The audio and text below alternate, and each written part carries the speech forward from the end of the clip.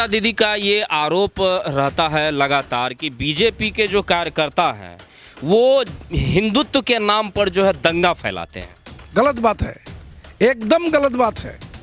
ये टीएमसी के एक तो चाल है, जो अगर दंगा नहीं फैलाएगा टीएमसी वो बच के नहीं रहेगा। दंगा फैला के माइनॉरिटी को डर दिखा के ये इलेक्शन लड़ना चाहता है और मुस्लिम माइनॉरिटी को हाथ में रखना चाहता है। अब पंचायत इलेक्शन जो हुआ ही नहीं, इलेक्शन होने ही नहीं दिया। हमारे पास भी बहुत वीडियो है जो जबरदस्ती लोग वोट कर रहा है और पुलिस खड़ा खड़ा देख रहा है, वीडियो सब बैठ पर देख रहा है, सारा बॉक्स चेंज कर दिया है, सर्टिफिकेट दिया नहीं किया है, जबरदस्ती। मतलब आप लोगों के हिसाब से बंगाल पुलिस जो है वो पूरी तरीके से ममता बनर्जी के लिए काम कर रही है। अब सिर्फ पुलिस नहीं, डीएम से लेके एसडीओ से लेके बीडीओ से लेके सब कोई, पुलिस तो है ही, सब कोई कर रहा है। ममता बनर्जी पहला जब मुख्यमंत्री बनी थी उस वक्त से शुरू है। उनका किसी बोलने से ही बोले गलत कर दिया है, क्यों बोलेगा, काहे बोलेगा? वो प्रधानमंत्री का कैसे बोल सकती है? उसका जितना कैडर है वो प्रधानमंत्री का कैसे बोल सकती है? लेकिन ममता बनर्जी का किस में कोई बोलने से उन लोग का ये झाल लग जाता है, मिर्च लग जाता है उन लोग का। बस अरेस्ट करो, केस करो। अगर कुछ बोल दीजिएगा तो 10 थाना में आपका केस में केस कर देगा, 10 जगह में केस कर देगा, 20 जगह में केस कर देगा। आप कितना दौड़िएगा? नमस्कार, मैं आनंद कुमार। हम लोग इस वक्त पश्चिम बंगाल के रायगंज लोकसभा क्षेत्र के भीतर मौजूद हैं और इस वक्त हमारे साथ सुभाष गोस्वामी जी मौजूद हैं, जो भाजपा रायगंज लोकसभा सीट के पूर्व वाइस प्रेसिडेंट रह चुके हैं। अभी वर्तमान में भी वाइस प्रेसिडेंट अभी भी यही हैं। तो इनसे हम बात करेंगे और समझेंगे कि भाजपा रायगंज लोकसभा सीट पर क्या कुछ रणनीति अपनाती है, कैसे आखिर बीजेपी को रायगंज में कैसे जीत दिलाइएगा, क्या विज़न है आप लोगों के पास? देखिए, ये 11 साल में ममता बनर्जी का सरकार जो सोच के पब्लिक ने वोट दिया था वामफ्रंट का अगेंस्ट में, जो ममता जी आने से वेस्ट बंगाल का बहुत कल्याण होगा, बेकार यूथ का बहुत काम होगा और गांव का उन्नयन होगा। लेकिन सब कुछ सपना ही रह गया। अच्छा। उल्टे ऐसा हो गया, केंद्रीय सरकार जो रुपया देता है, जो प्रोजेक्ट है उसका नाम बदलता है, जो रुपया देता है वो चोरी होता है, सारा ही उसका कैडर लोग खा लेता है और यहाँ पर हल्ला करता है उन्नयनदारी से। कहीं उन्नयन नहीं है। आप गांव में जाइएगा तो माथा खराब हो जाएगा देखने से। किसी का जो जिसको घर मिलना चाहिए उसको घर नहीं मिला है, जिसको घर में नहीं मिलना चाहिए उसको घर मिला है। जहां पोखर पब्लिक से काटना चाहिए, मैंडेज दे के काटना चाहिए, वो जेसीबी से काट के मैंडेज वाला फॉर्म फिलअप करके ये लोग रुपया उठा लिया। मतलब यहाँ पर जो है पूरी तरीके से भ्रष्टाचार जो है चरम पर है। ऐसा भ्रष्टाचार है, ऐसा कोई दफ्तर नहीं है जिसमें भ्रष्टाचार नहीं है। एकदम हेल्थ से लेके, एजुकेशन से लेके, फूड से लेके, ब्लॉक बीएलओ ऑफिस, हेल्थ, सब कुछ में भ्रष्टाचार है। तो जब इतना भ्रष्टाचार है तो आम जनता आवाज़ क्यों नहीं उठाती है? आम जनता आवाज़ उठा रही है, लेकिन ये पुलिस प्रशासन जो है, ये सिविल एडमिनिस्ट्रेशन जो है, ये लोग दबा के आदमी से जबरदस्ती काम करवाता है, जबरदस्ती लिखवाता है, कोई काम नहीं होने देता है, कोई इलेक्शन नहीं होने देता है। यही आश्चर्य वाली बात है। आधिकारिक लोग इलेक्शन का रिजल्ट दे देता है अपने सिग्नेचर करके। अब पंचायत इलेक्शन जो हुआ ही नहीं, इलेक्शन होने ही नहीं दिया। हमारे पास भी बहुत वीडियो है जो जबरदस्ती लोग वोट कर रहा है और पुलिस खड़ा खड़ा देख रहा है, वीडियो सब बैठ पर देख रहा है, सारा बॉक्स चेंज कर दिया है, सर्टिफिकेट दिया नहीं किया है, जबरदस्ती। मतलब आप लोगों के हिसाब से बंगाल पुलिस जो है वो पूरी तरीके से ममता बनर्जी के लिए काम कर रही है। अब सिर्फ पुलिस नहीं, डीएम से लेके एसडीओ से लेके बीडीओ से लेके सब कोई, पुलिस तो है ही, सब कोई कर रहा है। टोटल पॉलिटिकलाइजेशन कर दिया है ये लोग चाहता है किसी भी तरह से हम पोजीशन में रहें। इसमें डीएम भी उसमें शामिल है, एसपी भी शामिल है, बीडीओ से तो है ही, जितना ऑफिसर्स है सब अभी टीएमसी का कैडर बन गया। तो इन सब चीज़ों पर कब्जा करके ममता बनर्जी क्या बनाना चाहती है बंगाल के लिए?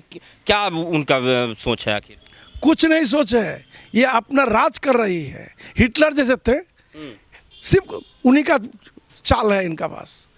ये हम भी टीएमसी करते थे जब कहीं कोई नहीं था। हम टीएमसी के डिस्ट्रिक्ट प्रेसिडेंट थे। अच्छा। हम ही यहाँ पर टीएमसी आपको बनाए थे। लेकिन इतना भ्रष्टाचार आएगा ये सपना भी नहीं सोचे हैं। जब ममता बनर्जी के दल में इतना भ्रष्टाचार हो सकता है, कल्पना भी नहीं कर सकते हैं।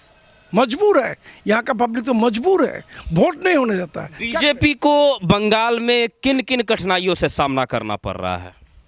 देखिए, पुलिस एडमिनिस्ट्रेशन सबसे बड़ा रुकावट है।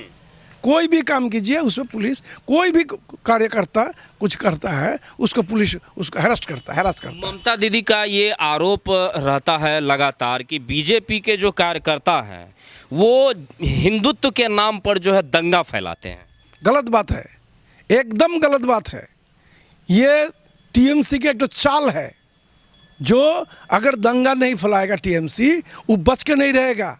दंगा फैला के माइनॉरिटी को डर दिखा के ये इलेक्शन लड़ना चाहता है और मुस्लिम माइनॉरिटी को हाथ में रखना चाहता है। ये गलत बात है। बीजेपी दंगा नहीं फैलाता है। अब देखिए तो यूपी में दंगा हो रहा है क्या? मध्य प्रदेश में दंगा हो रहा है क्या? गुजरात में दंगा हो रहा है क्या? राजस्थान में दंगा हो रहा है क्या? आसाम में दंगा हो रहा है क्या? मगर यहाँ पर कौन सी का दंगा हो रहा है? किस पे किस का दंगा हो रहा है? मुसलमान लड़ता है, मुसलमान को मर्डर कर रहा है, हिंदू मुसलमान में लड़ाई हो रहा है, मुसलमान लड़ाई हो रहा है। ये मुस्लिम भाई लोग को समझने का गलती है। ये लोग जिस दिन समझ जाएगा, अभी समझ रहा है। जो सीए एनआरसी का डर दिखाया था वो डर इस साल नहीं है मुसलमान भाई लोग का अंदर में। वो डर गुजर चुका है। वो लोग भी समझ गया है कि हम लोग को बेवकूफ़ बनाया जा रहा है और कुछ नहीं। ये तो गलत बात है। तो आखिर इन सब चीज़ों से आप लोग कैसे लड़िएगा जब यहाँ पर कि प्रशासन आपका साथ नहीं दे रही है, एडमिनिस्ट्रेटर आपका साथ नहीं दे रहा है, तो फिर आखिर लड़िएगा कैसे? कैसे चुनाव में जीत होगी आपकी? देखिए, अभी इस इलेक्शन में सेंट्रल फोर्स बहुत है, ऑब्जर्वर भी आ गए हैं। तो ज़रूरत पड़ने से डीएम को भगा रहा है, एसपी को भगा रहा है, जो कि सरकार का होके काम नहीं कर सके। तो हम लोग उतना ही भरोसा है जो कम से कम सुष्ठु फेयर एंड फ्री अगर इलेक्शन होगा, एक भी आदमी टीएमसी को वोट नहीं देगा। ये मान के रखिए आप, क्योंकि हम भी तो बहुत दिन राजनीति किए हैं। हमारा इलेक्शन पॉलिटिकल लाइफ है 49 ईयर्स। 78 से हम पंचायत इलेक्शन लड़ते हैं, वाम फ्रंट के अगेंस्ट में लड़के हम जीतते थे। और अभी भी हम बीजेपी में है अभी। और ये दावा के साथ कह सकता हूँ, जो टीएमसी में जो लोग नेता लोग हैं, एक नंबर चोर, डकैत, गुंडा, लुटेरा सब है, कोई अच्छा आदमी नहीं है। कुछ लोग ये कहते हैं कि ममता बनर्जी के खिलाफ में अगर थोड़ा सा आम पब्लिक बोल देती है तो उसे जो है जेल में डाल दिया जाता है। ऐसा भी चल रहा है क्या बंगाल में? ऐसा तो है ही, ये नया बात नहीं है। ममता बनर्जी पहला जब मुख्यमंत्री बनी थी उस वक्त से शुरू है। उनका किसी बोलने से ही बोले गलत कर दिया है, क्यों बोलेगा, काहे बोलेगा? वो प्रधानमंत्री के कैसे बोल सकती है? उसका जितना कैडर है वो प्रधानमंत्री के कैसे बोल सकती है? लेकिन ममता बनर्जी के किस में कोई बोलने से उन लोग का ये झाल लग जाता है, मिर्च लग जाता है उन लोग का। बस अरेस्ट करो, केस करो। अगर कुछ बोल दीजिएगा तो 10 थाना में आपका अगेंस्ट में केस कर देगा, 10 जगह में केस कर देगा, 20 जगह में केस कर देगा। अब कितना दौड़िएगा? मजबूरी आदमी चुप करके है, अंदर से चुप नहीं है, अंदर से आदमी बिगड़ा हुआ है। लेकिन अगर फेयर एंड फ्री इलेक्शन होगा तो ममता बनर्जी को पता चल जाएगा जो कितना चावल से कितना भात बनता है, ये ममता बनर्जी पता चलेगा। ये तो लोकसभा का चुनाव है और लोकसभा के चुनाव में सेंट्रल फोर्स की भागीदारी होगी। विधानसभा का जब चुनाव होगा तो फिर क्या करिएगा? देखिए, अगर सेंट्रल मजबूत हो जाता है, 400 से ज़्यादा सीट आ जाता है, और पश्चिम बंगाल में जैसे हम लोग को अमित शाह जी 35 का बात बोले हैं, अगर हम लोग 32 अगर लाए हैं तो तृणमूल कांग्रेस ऐसे ही टूट जाएगा, ऐसे ही टूट जाएगा। देखिए, जिस ताश का घर का ऐसे टूट के गिर जाएगा। ये 100% है, अपने ही टूट जाएगा। तोड़ने का जरूरत नहीं है, अब बोलने का भी जरूरत नहीं है, सब खत्म, खेल खत्म हो जाएगा। कहीं ना कहीं आपको ये लगता है कि लोकसभा में अगर सीट ज़्यादा निकलता है तो विधानसभा में जो है ममता बनर्जी को बैकफुट पर रखा जा सकता है? एकदम, ये तो 100% है, बैकफुट में चला ही जाएगा। इस पर तो 100% है। आप लिख लीजिए, हम आपको बोल देते हैं ममता बनर्जी का यही जो ममता बनर्जी घंटी बजाई थी वाम फ्रंट का, अंतिम घंटी ये ममता बनर्जी का लास्ट, टीएमसी का लास्ट घंटी है। लास्ट घंटी बजाएगा वेस्ट बंगाल का पब्लिक, ये दावा है हमारा। लेकिन एक सवाल यहाँ पर ये उठता है कि ममता बनर्जी की पार्टी को खास करके जो रोहिंग्या मुसलमान जो बांग्लादेश से बंगाल में आकर के बस गए हैं, उनका समर्थन कहीं ना कहीं टीएमसी को है और उनकी संख्या भी बहुत ज़्यादा है। तो आखिर वो वोट को आप कैसे साधिएगा? देखिए, लास्ट ईयर जो इलेक्शन हुआ, सीएए को सामने रख के, एनआरसी को सामने रख के इलेक्शन किया। इस मरतबा सीएए नहीं है, इस मरतबा डेवलपमेंट है, देश को स्ट्रांग बनाना है। ममता बनर्जी जीतने से ही प्रधानमंत्री नहीं बन जाएगा, यहाँ पर मेजोरिटी लाना पड़ेगा। और आपका इंडिया जोट का मेजोरिटी आएगा ही नहीं, खुद वो लोग बोल रहा है और हर एक मीडिया बोल रहा है 366 से ऊपर जाएगा इंडिया का सीट। तो इस स्थिति में कोई भी नहीं चाहेगा हमारा कैंडिडेट हार जाए, हमारा प्रधानमंत्री नहीं बने। ये हिंदू हो या मुस्लिम हो, सब कोई अपना अपना सोच रहा है, अपना सोच अपने समझता है सब कोई अच्छा भला को क्या चीज़ करने से होगा। इसलिए बोलते हैं जो इस साल जितना ही माइनॉरिटी को तेल लगाएगा ममता बनर्जी, समझाएगा, माइनॉरिटी समझने के लिए तैयार नहीं है। ये आप लिख के रखिए। इस साल माइनॉरिटी के भाई दिमाग खराब हो गया है, ये लोग भी सोच रहा है ये सरकार को कैसे हम लोग हटाएं और यहाँ पर नया सरकार बनाएं। बंगाल में बीजेपी के शासनकाल में, ममता बनर्जी के शासनकाल में हिंदुओं को क्या कुछ झेलना पड़ रहा है? देखिए, बंगाल में हिंदू मुसलमान नहीं होता है, बहुत कम होता है। यहाँ पर आदमी डेवलपमेंट सोचता है, नौजवान सब बेकार है, कोई नौकरी नहीं है। अगर नौकरी भी है वो है आपका पैरा टीचर, कॉन्ट्रैक्चुअल स्टाफ, नहीं तो सिविक वॉलंटियर, जिसे तनख्वाह है 8,000 से 10,000। यहाँ पर लाखों लाखों बेकार लड़का है, युवक है।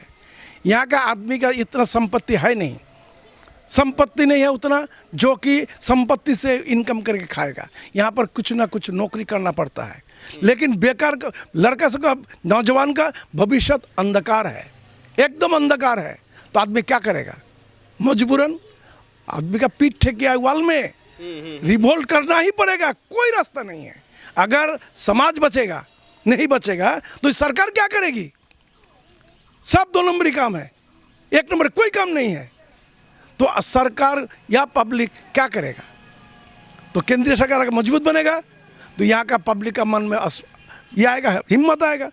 अगला सरकार में रायगंज लोकसभा सीट पर की यदि बात की जाए तो यहाँ पर आपको टक्कर किससे है? टीएमसी से या कांग्रेस पार्टी से? किससे आपको टक्कर लग रहा है? देखिए, यहाँ टक्कर का कोई बातें नहीं होगा। लास्ट ईयर में देखे हैं जो वोट इधर उधर हो गया था, इस ट्रायंगुलर फाइट है। ट्रायंगुलर फाइट में हम ही लोग सबसे आगे हैं।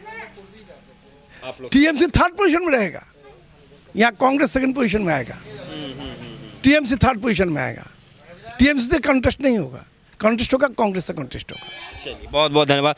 तो देखिए, ये हमारे साथ सुभाष गोस्वामी जो कि रायगंज के ब्लॉक रायगंज के वाइस प्रेसिडेंट हैं और उनसे हमने बात की बीजेपी बंगाल में किन रणनीतियों पर काम करेगी, कैसे आखिर बीजेपी बंगाल चुनाव में अपनी जीत को काबिज करेगी। इन्हीं सब सवालों को लेकर के हमने इससे बातचीत की।